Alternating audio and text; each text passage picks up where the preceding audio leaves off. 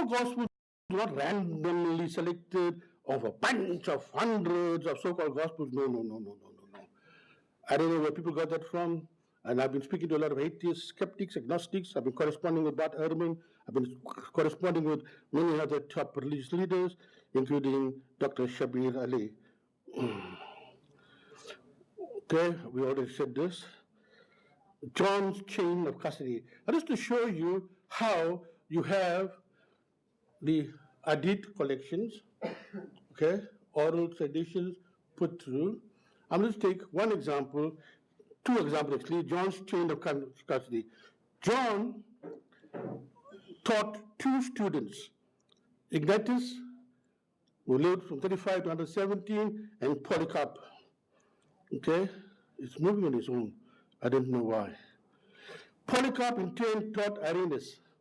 Irenaeus passed on that which he had been taught to Ipci. Okay? Now, there is quickly the chart showing the chain of traditions that came. The Council of Laodicea did not decide. The Council of Laodicea did not decide. Constantine did not decide which Gospels to be there. Because there was heresy surrounding the environment, and the books that they were collected, and with the chain of custody, just as you have the chain of custody in the Hadiths, so they had that and said, okay, let's now put this together. If the others are coming, we'll have to look at that material in the light of the standard copy that we have. Now, this is Peter's chain of custody. The Apostle Peter passed his eyewitness testimony to Mark. Mark passed it on to Justus. Justus passed it on to Penteus. Penteus passed it on to Clement. Clement passed it on to Origen. And from Origen, Penteus passed it on to Eusebius. And Eusebius is one of the greatest church historians that you know of, and everybody trusts him for church history. He wrote around the time of the earliest full copy of the New Testament. Ignatius and Polycarp quote from up to 16 different New Testament books each. And Irenaeus and Epictetus quote 24 New Testament books respectively, showing the information was quoted from the originals. There are no hint of any movement in history where Christians did not embrace the four canonical Gospels as authoritative and true. Even other Gospels were circulating at the same time. What's more, the four New Testament Gospels were being traced to eyewitnesses of Jesus no later than the first century. Writing of the early church fathers, I spoke to St. Irenaeus, Bishop of Lyons, he said Matthew published the Gospel among the Hebrews, while Peter and Paul were preaching and founding the church in Rome. After the departure, Mark, the disciple and interpreter of Peter, also transmitted us in writing those things which Peter had preached, and Luke, the attendant of Paul, recorded in the book the Gospel which Paul had declared. Afterwards, John, the disciple of the Lord, who also reclined at the bosom, published his Gospel while staying at Ephesus in Asia. Eusebius says, but if I met with anyone who had been a follower of the elders anywhere, I made it a point to inquire what were the declarations of the elders, what was said by Andrew, Peter, or Philip, what was said by Thomas, James, John, Matthew, or any other of the disciples of our Lord, what was said by Ariston and the presbyter John, the disciples of the Lord. For I do not think that I derived so much benefit from the books as from the living voice of those still surviving. That means from the living voice, oral tradition, oral communication, oral transmission from those who survived. Now, Richard Burkham, written a classic book on Jesus and eyewitnesses, he says, Burkham challenges the assumption that accounts of Jesus circulated as an anonymous community tradition. Except instead, they were transmitted in the name of the original eyewitnesses. The four Gospels were not randomly, okay, we already saw that, I know it came back there. The Gospels present eyewitness testimony, but the authors of the Gospel need not personally be eyewitnesses. Mark and Luke are not actually written by eyewitnesses. The author drew from authentic eyewitnesses, testimony to oral history and written records. Now, that's why I got this book by hand. Illustration, historian Professor Ghulam Wahid of the University of KwaZulu-Natal did not know Ahmad Didat, but wrote a biography of him at request of the Islamic Propagation Center, IPCI. The man who wrote this book on Ahmad Didat Classic, I knew Ahmad Didat personally. I knew him from 1974, right after his demise. In fact, I had the privilege of being present in his own handwriting, a copy of Yusuf Ali translation of the Holy Quran in Arabic and English, the 2-volume, the blue wine edition, volume 1 and volume 2. It's now priceless. Okay? So, why am I holding this book in my hand? Eyewitness testimony. Is this book an eyewitness testimony? The man who wrote this, Ghulam Wahid.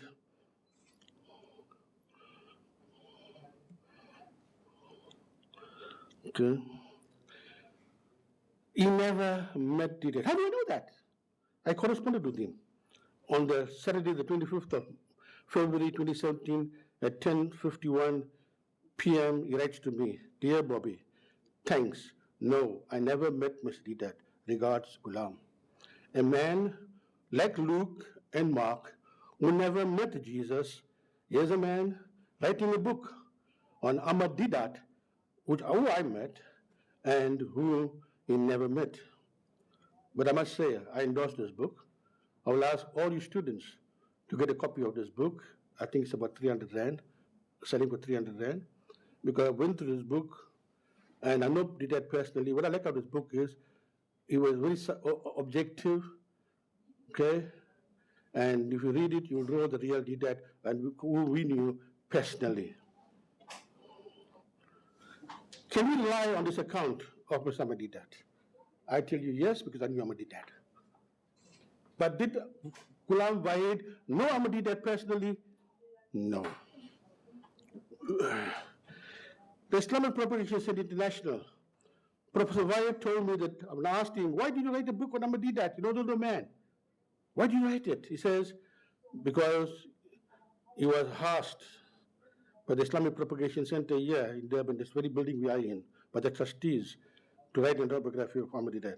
Was that Ipci biased? For what I read here, they were not biased.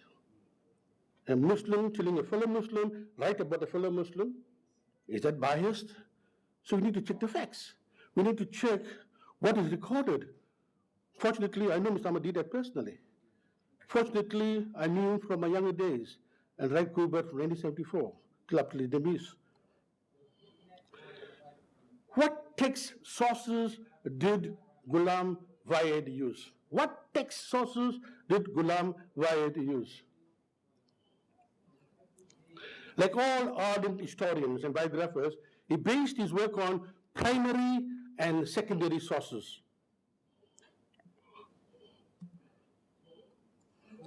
He was dependent on variety of materials, such as correspondences, including emails and interviews. You'll find that on page 284 and 285. Also on Didat's books and DVDs. Yet he never went to one of Didat's meetings. At that time, prior to that, writing the autobiography, he hadn't read Didat's books. Our Muhammad Khan, my good friend, at the IPCI liaison officer, this is what Ghulam Wahid had to say about my friend, Mr. Muhammad Khan, the liaison officer of the IPCI. According to Mr. Wahid, of the many who assisted, and he singled out Mr. Khan, who took a personal interest in this project and went beyond the call of duty in his assistance. He helped to track down sources, provided contact numbers and email addresses, and conducted extensive research for the photographs. You can find that on page 172. Now, Muhammad Khan, besides being a Muslim, is one of the workers here at IPCI. He has a very important position to promote IPCI as a liaison officer. Was Mr. Khan biased? In our opinion, no. The foreword to the book, written by IPCI's chairperson Arun Kala, a chemist by profession. He was the chairperson of the IPCI, and he wrote the foreword to this book. Was Mr. Kala biased? In my opinion, as a Christian, no. I know Mr. Didat personally, and Mr. Kala, what it says in the foreword, I endorse. Let's go to the Gospel of Luke. Examine the evidence, like what I have examined the evidence of this book, Ahmad Didat, The Man and His Mission, by Ghulam Wahid. Gospel of Luke. Who wrote it? Arame says, Luke, the fellow of Paul, set down in a book the gospel preached by his teacher. Now let's look at the Gospel of Luke itself. Okay? On the first chapter, from verses 1 to 3, he tells us something very important. The prologue in the Gospel of Luke, verses 1 to 4, makes clear the author was not an eyewitness to the ministry of Jesus. Ghulam Wahid was not an eyewitness to the ministry of Sheikh Ahmad Didat. He claims the things that have been fulfilled among us were handed down to us by those who from the first were eyewitnesses and servants of the word. Here, some of the people that knew Ahmad Didat personally were interviewed. That's what Luke did. Some of the things that were handed down to them, we won't find in here. I've seen some which are not here at the IPCI, which his son has, because his son showed it to me. One day we were just talking, and I saw some on the YouTube, and I happened to see a video clip of how Sheikh Ahmad Didat was writing and showing things. But let's see and compare this thing. In as much as many have undertaken to compile an account of the things accomplished among us. Now, before this book, Qatar radio, what's the Qatar radio?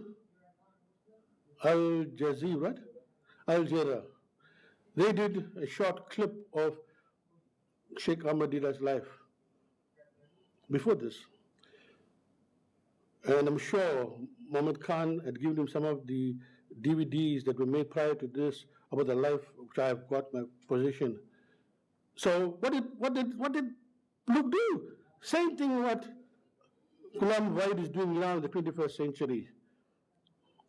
Just as they were handed down to us by those who from the beginning were eyewitnesses and servants of the Lord.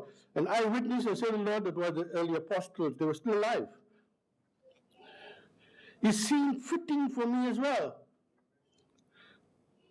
In this case, it was not Ghulam Wahid that wanted to write this, but he was asked by the IPCI to do it. So it was fitting for the IPCI to write this.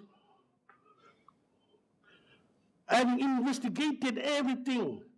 Ghulam Wahid investigated all the documents that were given to him from the beginning to write it out in consecutive order, most excellent Theophilus, so that you may know the exact truth about the things you have been taught. A lot of you have heard about the Sheikh Ahmad Didat. Let me tell you something. If you want to know about the truth of the man, here's a book I recommend as a Christian. I knew the man personally. Luke's information, he carefully researched, he investigated everything, he investigated carefully, he investigated from the very beginning, from written accounts, from eyewitness accounts.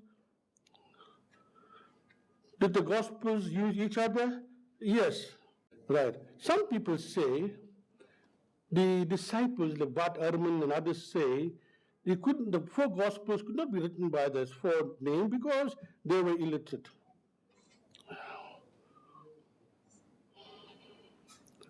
We had a similar situation now with Prophet Muhammad.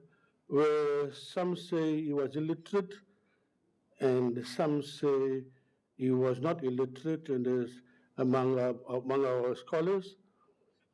And that's not the topic of discussion. I say that allegation was made also about the disciples, 4 Gospels. Bart Ehrman again says, Peter and John are explicitly said in the New Testament to be illiterate, Acts 4:13. In the end, it seems unlikely that the uneducated, lower-class, illiterate disciples of Jesus played the decisive role in the literary compositions that have come down through history under the names. Yes, Bartman, let me answer you. From the Greek word agrammata, you get the word unschooled. The word does not necessarily imply that Peter and John were illiterate. Reading this context, in the context of the Jewish council, likely meant untrained in the Jewish law. It said, hey, these young people were not trained in the Jewish law, but yet look at the information, look at what they know. They were unschooled. Okay? I'll just quickly show you, close up now, the dating of Mark and Luke, the early testimony of the age witnesses. Okay? You'll see a timeline over there from 30, and then about 33, the cross there, Jesus died, according to Christian belief. That's not the subject today for that. And April 70 AD. Now, 70 AD, the temple was destroyed. There's no record in the entire New Testament or by the gospel writers that the temple's destruction, though Jesus Christ did predict that the temple will be destroyed. Oh, come on, man. This thing is playing the fools with me now. I think I know my time is up. I know my time is up. Right. Now, the siege of the temple in 68, before the destruction of the temple, nowhere in the New Testament or the gospel it's recorded. Peter and Paul died about 64. James died about 62, the brother of Jesus, our brother of Jesus. Paul wrote the book of Corinthians around about 50, and there was a creed over there, early creed. Okay? So, Acts, Luke also wrote not only the gospel, also wrote the book of Acts. So, Acts couldn't have been written after 70 AD. If Ghulam Wahid wrote this book and then he left out something very important about the demise of Sheikh Ahmad Didat, then he could show that he wrote this book before Sheikh Ahmad Didat passed on. So using that as a criteria, so Luke, the companion of Paul, we're finishing, right then.